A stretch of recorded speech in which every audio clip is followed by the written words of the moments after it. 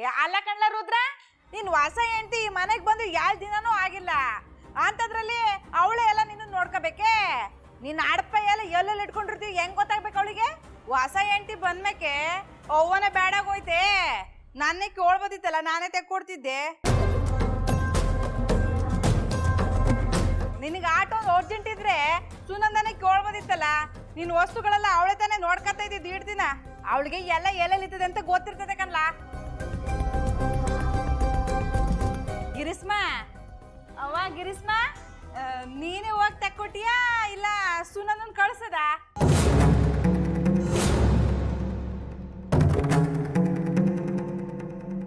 ಯಾಕಂದ್ರೆ ನೀನ್ ಬರೋಕ್ಕೂ ಮುಂಚೆ ಇವಳೆಯ ರುದ್ರನ್ ರೂಮ್ನಾಗ ಗೂಡ್ಸೋದು ವರ್ಸೋದು ತೆಗ್ದಿರೋದು ಎಲ್ಲ ಮಾಡ್ತಿದ್ಲು. ಅದಕ್ಕೆ ಎಲ್ಲ ಇವಳಿಗೆ ಗೊತ್ತದೆ, ಇವಳೇ ನೋಡ್ಕೊಳ್ಳಿ ಅಲ್ವೇ? ಹ್ಞೂ ಅತ್ತೆವಾ.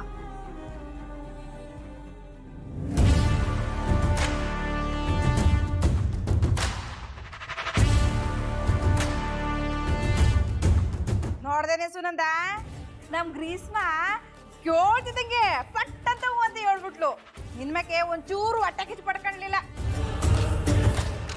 ಇಂಥ ಸೊಸೆ ಪಡೆಯೋದಕ್ಕೆ ನಾನು ಅದೃಷ್ಟ ಮಾಡಿವ್ನಿ.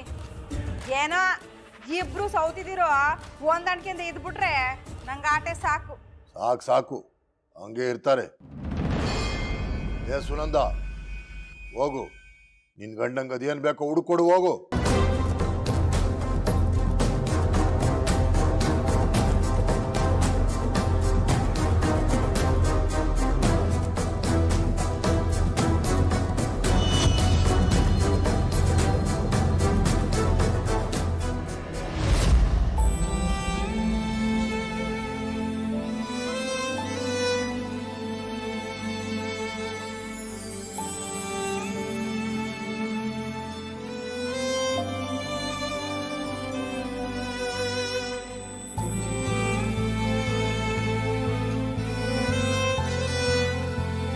ಕಣ್ಮುಚ್ಚಿ ಕಂಡ್ಬಿಡೋದ್ರೊಳಗೆ ನನ್ನ ಚಿನ್ನ ಹೆಂಗೆಲ್ಲ ಬದಲಾಗೋಯ್ತು.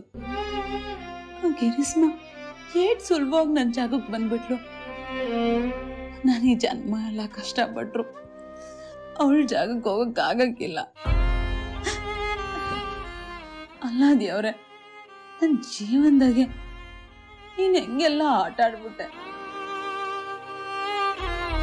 ಅಲ್ಲ, ಒಂದೊಂದ್ಕಿತ ಅನ್ನಿಸ್ತದೆ, ನನ್ನ ಗಂಡ ಏನಾದರೂ ಕಿರಿಸ್ಮನ್ ಮದುವೆ ಆಗಿರಲಿಲ್ಲ ಅಂದಿದ್ರೆ ನನ್ನನ್ನು ಇದೇ ಥರ ವಿರೋಧಿ ಮಾಡ್ತಿದ್ರೇನೋ ಅಲ್ವಾ?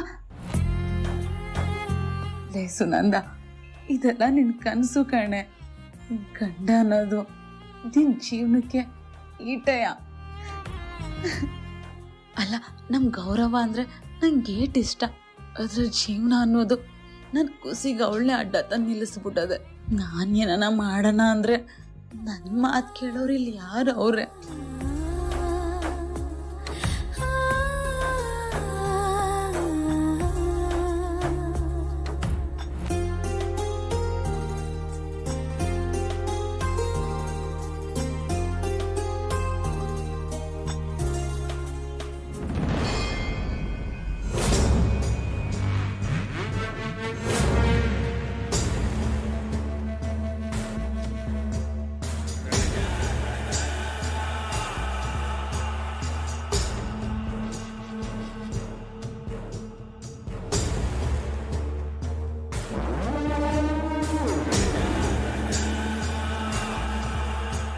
ಏನಮ್ಮಿ ಹಂಗೆ ನೋಡ್ತಾ ನಿಂತಿದ್ಯಾ? ಸರ್ಡ್ ಸಿಗ್ಲಿಲ್ವೇ? ತಗೊಳ್ಳಿ.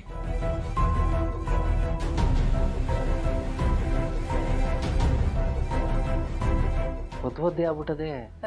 ಅದು ಕೈ ಒದ್ದೆ ಆಗಿತ್ತಲ್ಲ, ಅದ್ರಾಗೆ ಅಂಗಿ ಮುಟ್ಬಿಟ್ಟೆ, ಅದಕ್ಕೆ. ಓಹೋ, ಹಂಗೆ ಯಾವ ಕೆಲಸವೂ ನೆಟ್ಟಿಗೆ ಮಾಡಕ್ಕೆ ಬರೋಕ್ಕಿಲ್ಲ ಅಲ್ವಾ ನಿನಗೆ? ಎಲ್ಲಿಂದ ಒಂದು ಗಂಟು ಬಿದ್ದೋ ನನಗೆ. ನೀನು ಒಂದು ಕೆಲಸ ಹೇಳಿದ್ರೆ ನೆಟ್ಟಿಗೆ ಮಾಡಕ್ಕೆ ಬರೋಕ್ಕಿಲ್ಲ. ನಿಂದಲ್ಲ ತಪ್ಪು, ತೆಪ್ಪು ನಂದು, ಎಲ್ಲ ನನ್ನ ಕರ್ಮ. ಅಯ್ಯವ್ವ, ಏನು ಹೆಂಗೆ ನೋಡ್ತಾ ಇದೆಯಾ? ತಿನ್ಕಬಿಟ್ಟಿಯ ನನ್ನ? ತೆಗೆದು ಬಿಟ್ಟ ಅಂತಂದ್ರೆ ಮೊಕ ಎಲ್ಲ ಕಿತ್ತೋಗ್ಬಿಡ್ಬೇಕು. ಹೋಗೆ ಕೆಲಸ ನೋಡೋಗು.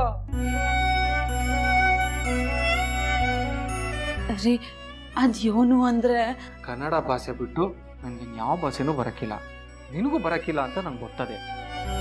ಸುಮ್ಕೆ ಹೋಗಿ ಕೆಲಸ ನೋಡು ಅಂತ ಹೇಳೋದ್ನಲ್ಲ, ಹೋಯ್ತಾರೋ ಏ ಬಾಗೆ.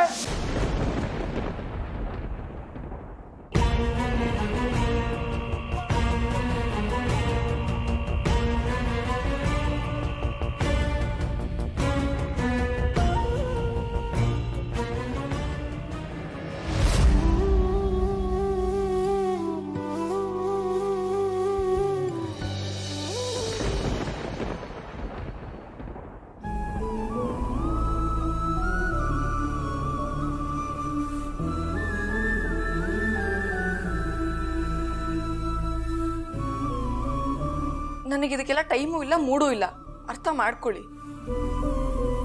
ಅಮ್ಮಿಯವರೇ, ನನ್ನ ಸುಮ್ಕೆ ಬಿಟ್ಬಿಡಿ. ನಂಗೆ ಇದಕ್ಕೆಲ್ಲ ಟೈಮು ಇಲ್ಲ, ಮೂಡು ಇಲ್ಲ. ಆಮ್ಯಾಗ ಗೊತ್ತಲ್ಲ. ಇಲ್ವಲ್ಲ, ಆಮ್ಯಾಕೇನು ಅಂತ ನಂಗೆ ಗೊತ್ತಿಲ್ಲ. ಅಮ್ಮಿಯವರೇ, ದೂರ ಹೋಗಿ ಬಿಡಿ ನನ್ನ.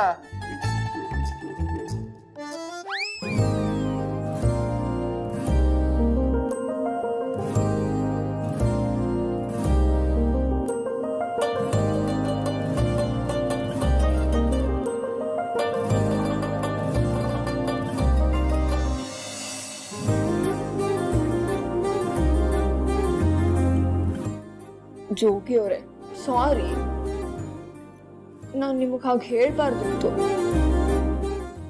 ನಿಮ್ಗೊಂದು ನಿಜ ಹೇಳ, ನೀವು ಕೋಪ ಮಾಡ್ಕೊಂಡ್ರೆ ತುಂಬಾ ಮುದ್ದಾಗಿ ಕಾಣಿಸ್ತೀರ. ನಮ್ಮ ಅಪ್ಪ ಏನೋ ಅದನ್ನೇ ಹೇಳ್ತಿರ್ತಾನೆ. ನಿಮ್ಗೆ ಹೋದ್ಸಲ ಹೇಳಿದ್ನಲ್ಲ. ಅರೆ, ನೀವು ಮಾತಾಡಿದ್ರಿ. ಇನ್ ಮುಂದೆ ಮಾತಾಡಕ್ಕಿಲ್ಲ. ಜೋಗಿ ಅವರೇ, ಯಾಕಿಷ್ಟು ಹಠ ಮಾಡ್ತಿದ್ದೀರಾ? ಎಷ್ಟೊತ್ತಾಯ್ತು ಆ ಮಾತಾಗಿ, ನೀವಿನ್ನೂ ಅದೇ ಫೀಲಲ್ಲಿ ಇದ್ದೀರಲ್ಲ. ಹ್ಞೂ, ನಾನು ಹಿಂಗೆಯ ಸರಿ ಇಲ್ಲ.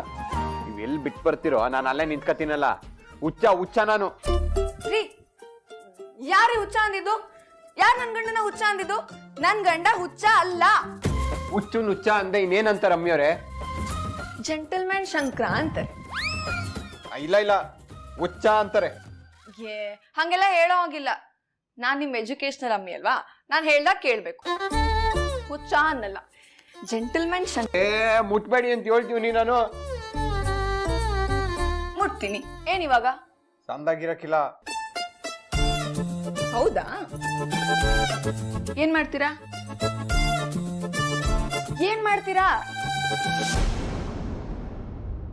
ಬೇಡ ಅಮ್ಮಿಯವರೇ, ನಮ್ಮ ಅಪ್ಪಯ್ಯನ್ ಕರಿತೀನಿ. ಕರೀರಿ. ನಮ್ಮ ಅವ್ವನ್ ಕರಿತೀನಿ. ಕರೀರಿ. ಜೋರಾಗಿ ಕಿರ್ಚ್ಕೊಂಡ್ಬಿಡ್ತೀನಿ. ಕಿರ್ಚಿ.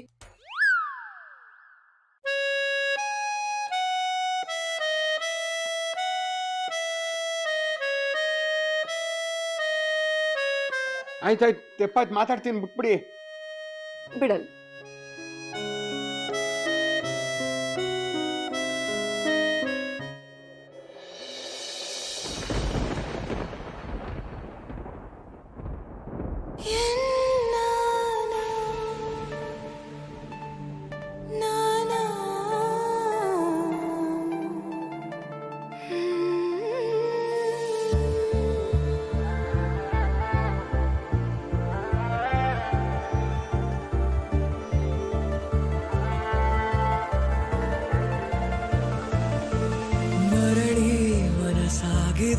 ಸಾಗಿದೆ ನಿನ್ನ ಹೃದಯಕ್ಕೆ, ಪಯಣ ಶುರುವಾಗಿದೆ, ಕೋರಿದೆ ಪ್ರೀತಿ ಕಾಣಿಕೆ.